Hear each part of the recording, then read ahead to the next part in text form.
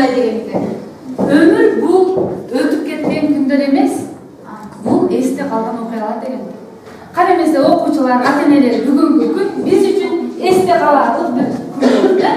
Жакшы маанай менен сабагыбызды баштадык. Бүгүнкү демек сабагыбыз балдар үчүн тарбиялык сабак. Ал эми ата-энелер сиздер үчүн мына биз класс жетекчи катары менен мына тарбиячы катары, анан сиздерди дагы ошол тарбиячы деп энелер мектебин түзгөнбүз. Мына ушул теория ушул достук жөнүндө эмнелерди билебизбиз өзү? Кана кимин ата-энелердин ою айтсаңыздар болот. Окуучулар силер да достук деген бул эмне өзү? Кандай түшүнүк бул өзү? Кана Виктор. Достук бул эң биринчи сезимдердин бири. Дос болуу өтө кыйын. Дос жөнүндө көптөгөн акыл сөздөр жана көптөгөн ойго жете турган сөздөр бар. Ошолордун ичинен эң бир жакканы бул сөз болду мага. Дос бул эки денеде жашаган бир рух. Ошондуктан ар бирибиз эч качан досту тандаганда адашпай, бир рухта жашачу, бир максатка баруучу досту гана тандоого аракет кылалы. Жакшы. Туура ата-энелер окуна. Эмне деген бир ойлорду айта аласыздар балдарга дос жөнүндө? Дос деп мен өйдөдө өлүп, ойда жүрүп болгон, сени алдап кетпеген, сенин жакшылык жамандыгыңда бирге болуп оюңду тең бөлүшкөн.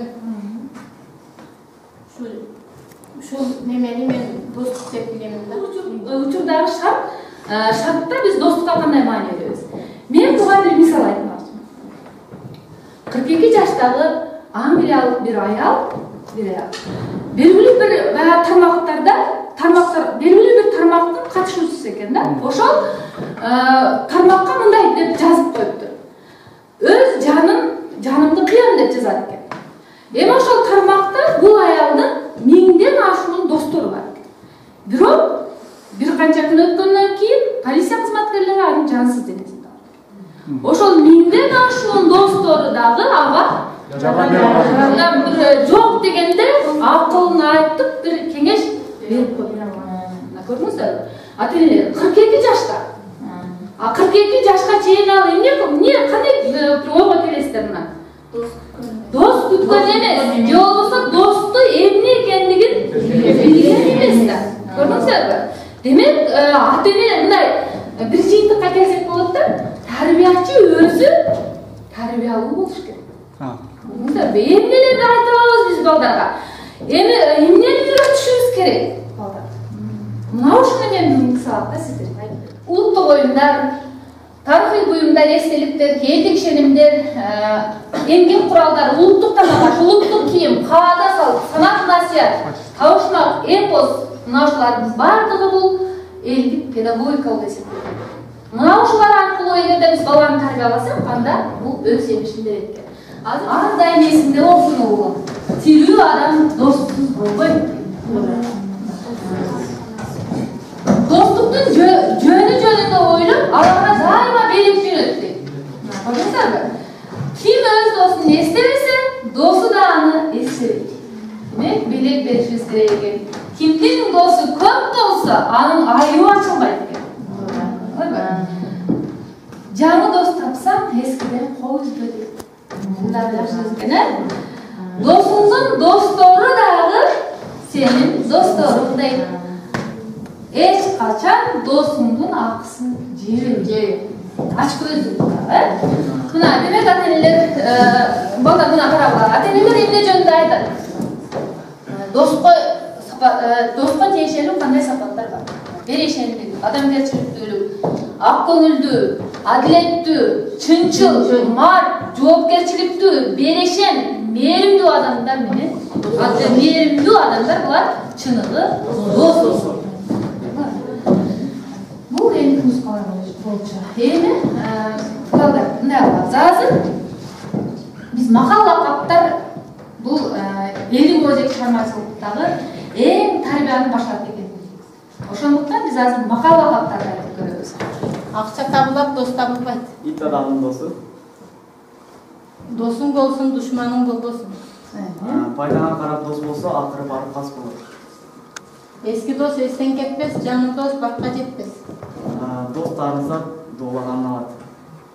Досуңду токтотпо, жолдон калат. Кастыңды токтотпо, сырыңды алат. Досың көп болса да аздық қылады. Дұшманың біреу болса да көп қылады. Досыңның жаны бер, туғаныңның малы бер.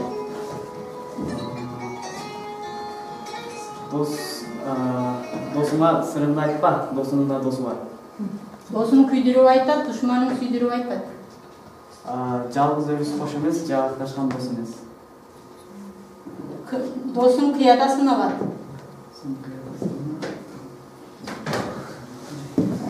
Демек, біздің оқушыларымыз, ата-енелер көп мақал біледі екен, жеңілдікті.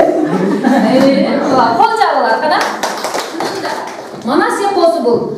Қырғызды дүкіреткен эпостардың бірі екенін білеміз. Манастың бір сабын білмеген бұл қырғыз емес деп атамыз.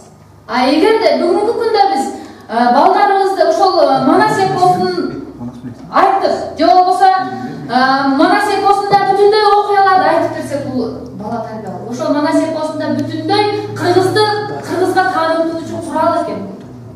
Манас эпосунда биз достук жөнүндө эмнелерди айтсак болот? Же болбосо жалпы эле эпостордон кимдердин достугун билебиз окуучулар? Манастын достугу.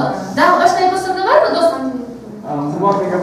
Курманбек менен Апкандын достугу, Себетей менен Момунжандын, Момунжан. Мен азыр силерге Манас менен Алманбектин достугу жөнүндө айтып берейин.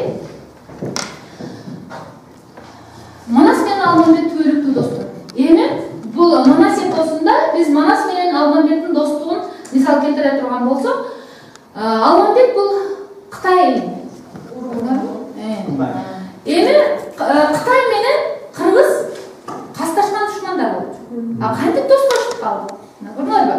Кыргыз эли өзү достукка өтө чоң маани берип, касташкандын катыгын берип, достошом дегендерге кучагын кенен жайып калды. Сиздин таблицасындамы? Элестетем. Эмне элестетесиңер бул сабактан улам? Көрөм, угам, сезем. Эмне элестетесиңер? Нашыл сабақтан улам, же дагы эмнелер өзүңөрдүн практикаңыздан колдонуп туруп мүнөздөр. Ата-энелер, сиздерге мындай активатор 3-2 бирде мынау жерде эмнелерди айтасыздар? Биринчи, мынау 3 дегенде өзү турат да, эсте калган 3 сөз. Эмне бүгүнкү сабакта эмне эсиңиздерде калды? 3 сөздү турасыз. Экинчи, пайда болгон эки суроо. Кандай суроолор пайда болду сиздерде? 2 суроону жазасыздар. Бир дегенде сабактан улам бир идея келди мага. Бир идеяңызды жазасыз. Көрдүңүздөр, өзүңүз хан айтып турат го, 3, 2, 1. Кеттик анда.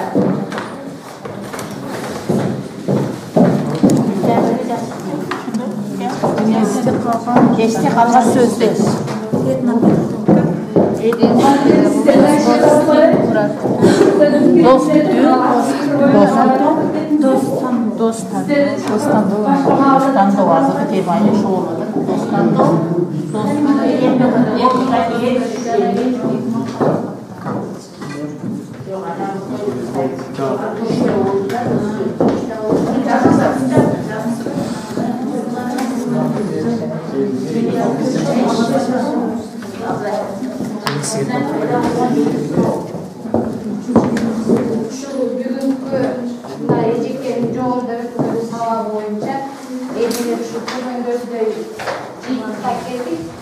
Birinci esте kalgan 3 söz boyunca etnopedagoglar dostu tuğlatandı, kütü, janagı baldardın dost kütüdögü çöydösü tasir etken. Пайда болгон бул 2 суроо боюнча жанагы интернеттеги 42 жаштагы аялды айткандан кийин бизде дагы ушундай бир ой пайда болду. Менде дагы досум барбы, чын досум деген биринчи суроо пайда болду. Анан ушу балдар менен дос жөнүндө сүйлөшөбүзбү, биз аңгемелешебизби деген экинчи суроо пайда болду. Жакшы. Анан бул идея, эң акыркы 3-чү идея боюнча баягы чындыгында моюнга алыш керек, мына орто муун этнопедагогдордун колдонбой калганыбыз да. Улуураак муундар колдонушу мүмкүн. Ушул сабактан улам биз дагы балдарыбызды ушундай эме менен элдик тарбия менен тарбияласак болот экен деген бир идея пайда болду. Мына Манас эпосуну негиз кылып алганын себеби да ушунда болуш керек го. Жанагы 7 осуятты бул улуттук идеологиянын негизи болуп түзүлгөн. Ушул баягы кыргыздардын жазма маданияты өнүккөнгө чейинки айтып өттү, жогоруда эже озеки жомоктор менен, уламыштар, макал лакаптар менен ушу балдарды тарбиялап келген деп. Азыр мына көбүнчө интернетке кирип, виртуалдык немеде дос болуп атышат да, чыныгы дос жок деп. Ушундай ошонун аркасында биз да ушундай тарбияласак болот экенби деген дагы бир ойлор келди да. Демек сиздер этапери менен балдарыңыздарга эмне кыласыздар экен? Тарбиялаймын деген бир идея келди. Эң жакшы, Пайдалуу экен деп ошонун немесин ушундай бир чечимдерге келдик да. Жакшы. Эми окуучулардыкына карап көрөбүз ата-энелер. Окуучулар кандай ойдо? Эмнелерди билди, эмнелерди көрүп жүрөт, эмнелерди сезди ал сабакта? Келгиле окуучулар. Мен ушуну көрсөм, бул элестетем дегенде мен сабактан алам, ушул дагы ушундай көп досторум болуп, жана ата-энелерибиз айтып кеткендей, келечекте ошол досторубуз менен катташкым келет. Бул сабакта мындай кыргыз элинин коңшулаш мамлекеттери менен болгон ынтымагын, достугун жана каада салтын, жашоо турмушун мындай көз алдыма элестетип. Мен бул сабактан улам, жаман менен дос болбо, жакшы менен дос бол деген ата-энемдин акылына салат сөздөр угулган. Сезем деген мен ойласам, мен бул сабактан улам, тарбия педагогика экенин толук инандым. Жазуу маданияты жок болсо дагы, кылымдан кылымга ооз эки түрдө тарбияны бергенине таң калуу сезим пайда болду. Тарбиянын ошо уланып келгендигине эмне болду? Таң калдым. Мына көрдүңүздөрбү? Таң калып келатат. Бул кантип бүгүнкү күнгө чейин келе жатат. Бул ооз эки болсо, жазуу жүзүндө калбаса, бул кантип келатат деген таң калуу сезими окуучуларда пайда болду. Эң окуучулар силерге, ата-энелер сиздерге чоң рахмат.